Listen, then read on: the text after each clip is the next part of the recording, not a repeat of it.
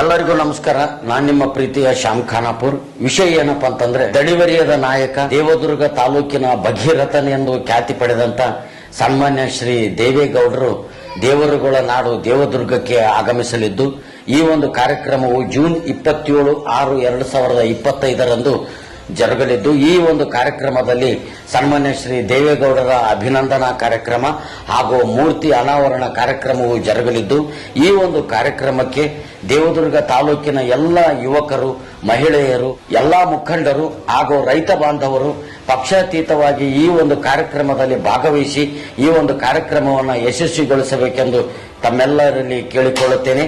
ಧನ್ಯವಾದಗಳು.